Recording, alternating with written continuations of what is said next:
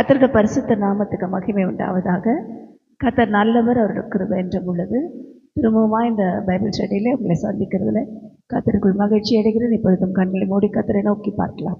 ஹல்லேலூயா, my ஸ்தோத்திரிக்கிறோம்ப்பா. கர்த்தாவே, சத்திய வேதம் அது கர்த்தாவே எங்களோட கீதமாக இருக்க, எங்களோட தீபமாக இருக்க ஆண்டவரே நீர் எங்களுக்கு உதவி செய்யுங்கப்பா. தேவ காலத்தில் மாத்திரம் எங்களை ஒப்பு கொடுக்குறோம். கர்த்தாவே, இதை கேட்குற ஒவ்வொருடைய இருதயங்களிலே நீங்கள் பேசுங்க. இந்த வேதாகமத்தில் எங்களுக்கு புரியாதவர்களை புரிந்து கொள்ளுகிற ஞானத்தை தாங்க, வெளிப்பாடுகளை தாங்க, விசேஷித்த கிருபையினால் எங்களை முடிக்கோங்க. பைபிள் செடி ஆசீர்வதித்து தொடர்ந்து நீர் வழி நடத்த நாங்கள் ஜெபிக்கிறோம். இயேசு கிறிஸ்துவ நாமத்தில் பிதாவே, ஆமென். கர்த்தருடைய பரிசுத்த நாமத்துக்கு மகிமை உண்டாகட்டும்.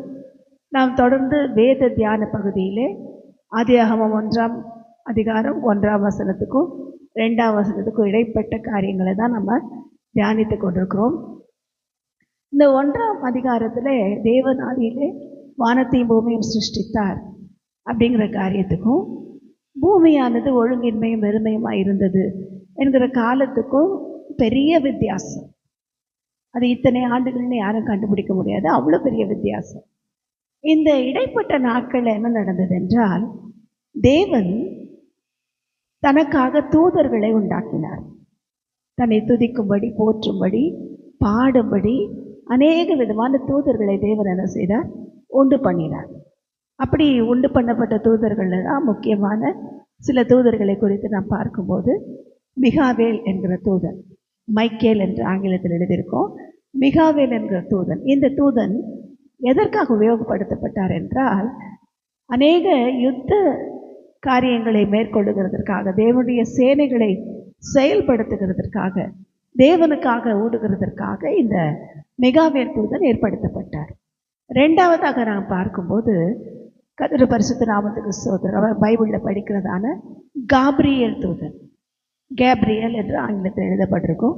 இந்த காப்ரியேல் தூதன் எதற்காக உண்டாக்கப்பட்டார் என்றால், தேவனுடைய செய்திகளை கொண்டு செல்லும்படி, சில தீர்க்க தரிசன வெளிப்பாடுகளை கொடுக்கும்படி. தூதர்களே இறங்கி வந்து சில தீர்க்க தரிசனம் சொல்லுகிறதை வாசிக்கிறோம். மரியாளுக்கு வந்து இந்த காப்ரியேல் தூதன் என்ன செய்கிறார்? தரிசனமாகி தேவனுடைய அந்த ரகசியத்தை, நீ ஒரு கன்னிகை கர்ப்பவதியாக இருக்குமா, நீ பெறுவாள் என்கிற அந்த ரகசியத்தை, மரியாளுக்கு பிறகு போகிற இயேசு கிறிஸ்துவின் ரகசியத்தை அவர் அறிவிக்கிறதை பார்க்கிறோம். இப்படி காப்ரியேல் தூதன் மூலமாய் செய்திகள் அனுப்புகிறதற்காக அவர் பயன்படுத்தப்பட்டார். மூன்றாவதாக ஒரு தூதன், இவங்கெல்லாம் தலைவர்கள், மற்றவங்கெல்லாம் கூட அநேக தூதர்கள் உண்டு அவங்க கீழே. ஆனால் இதில் தலைவர்களாக இருந்தவர்களில் அடுத்த தூதன் தான் யாருன்னா லூசியேல் என்று சொல்லி பார்க்கிறோம்.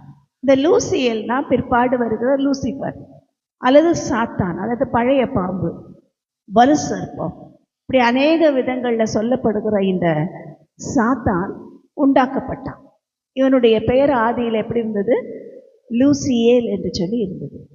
இப்படி இந்த லூசியேல் தூதன் என்ன செய்கிறான் என்றால், அவன் அங்கிருந்த எல்லாவற்றை கண்ட்ரோல் பண்ணுறதுக்கு அதிகாரம் கொடுக்கப்பட்டது.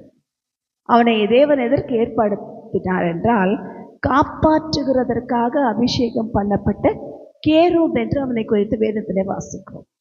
அவன் காப்பாற்றுகிறதற்காகவே அபிஷேகம் பண்ணப்பட்டவன். அநேக ஜனங்களை உண்டு பண்ணி ஒரு உலகம் படைத்து அவன் கையில் கொடுத்துட்டார் ஆண்டவர். இவங்களெல்லாம் நீ காப்பாற்றுப்பா, இந்த இடத்தெல்லாம் நீ காப்பாற்று, இவங்களெல்லாம் காத்துக்கோ என்று சொல்லி அவனுக்காக ஒரு ராஜ்யத்தை கொடுத்தார், அவனுக்கு ஒரு அதிகாரங்களை கொடுத்தார்.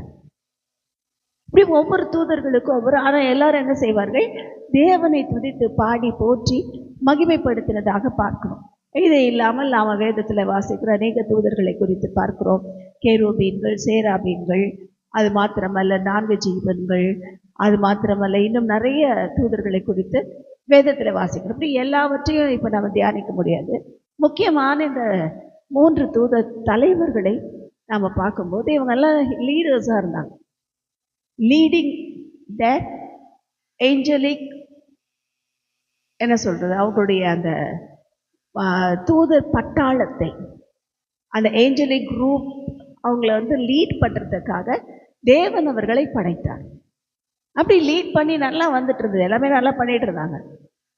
ஆனால் இந்த லூசியேலுக்கு மாத்திரம் என்னன்னா, அதிகாரமும் மற்றவர்களை காப்பாற்றுகிறோம் என்கிற ஒரு காரியமும் அது மாத்திரமல்ல, அவனுடைய குறித்த வேதத்தில் இந்த லூசியலை குறித்து அவன் உருவாக்கப்பட்ட விதம், அவன் யார், அவன் எப்படி உருவாக்கப்பட்டான், அவனுடைய அதிகாரம் என்ன, அவன் எப்படி அழகாக இருந்தான், அவனுடைய இன்ஸ்ட்ருமெண்ட்ஸ், மியூசிக் இன்ஸ்ட்ருமெண்ட்ஸ்லாம் என்ன, இதெல்லாம் நீங்கள் வேதத்தில் எடுத்து பார்க்கும்போது எசேக்கியா தீர்க்கதரிசன புஸ்தகம் 14ஆம் அதிகாரத்தையும் எசேக்கியேல் தீர்க்கதரிசன புஸ்தகம் 28ஆம் அதிகாரத்தையும் நீங்கள் வீட்டில் வாசிக்கோங்க.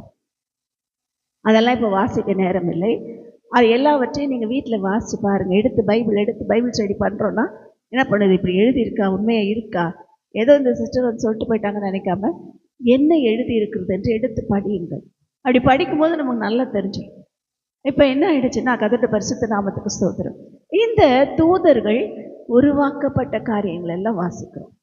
இப்போ இவனுக்கு என்ன ஆயிடுச்சுன்னா, இந்த லூசியேலுக்கு தேவன் என்ன பண்ணுறாரு, அவரை துதிக்கிறதுக்கு ஒரு கூட்டம் இருக்குது. அவருக்கு என்ன தெரியும், அவனுக்கு தெரியல, தேவனுடைய வல்லமை மகிமை தெரியல. அவன் என்ன நினைக்கிறான்னா, நானும் தேவனை போலாவே, தேவர்களுக்கு ஒப்பாவேன் என்று சொல்லி அவன் என்ன செய்தான், தேவனுடைய ஆராதனை ஸ்தலங்களிலே நான் வீற்றிருப்பேன் என்று சொல்லி அவன் நினைத்த போது என்ன ஆயிடுச்சு, கர்த்தருடைய பரிசுத்த நாமத்துக்கு ஸ்தோத்திரம், அவன் நினைத்த போது என்ன ஆயிடுச்சுன்னா, அவன் விழத்தள்ளப்பட்டான். இன்றைக்கு தேவ பிள்ளைகளிடத்துல, ஊழியர்களிடத்துல விரும்புகிறதுன்னா, நான் எப்பயுமே தேவனாக மாற முடியாது, நான் தேவனை போல ஆகலாம், நான் தேவனாக மாற முடியாது. அதை புரிஞ்சுக்கணும். நிறைய ஊழியக்காரங்க எனக்கு என்ன ஆகிட்டாங்க, நான் தான் எல்லாம், என் கீழே தான் நீங்கள், நான் சொல்கிறத தான் நீங்கள் செய்யணும், நான் சொல்கிறத செய்யலைன்னா உங்களுக்கு சாபம் என்று சொல்லி விசுவாசிகளை பயமுறுத்தி, தேவ பிள்ளைகளை பயமுறுத்தி, அநேக ஊழியக்காரர்களை கூட சில ஊழியக்காரர்கள் பயமுறுத்தி அவர்களுக்கு அடிமைகளாய் வைத்திருக்கிறதை பார்க்கிறோம். இன்றைக்கு தேவன் அப்படி யாரையும் அடிமையாக படைக்கல, நம்மை சுயாதீனமாய் படைத்திருக்கிறார். அதனால் இன்றைக்கு பார்த்த இந்த தேவ செய்தியிலே தூதர்களை குறித்து அறிந்து கொண்டோம். இன்னும் விழாவரியாக சில காரியங்களை வருகிற நாட்களில் நாம் தியானிக்க கர்த்தர் நமக்கு உதவி செய்வாராக. ஆமென்.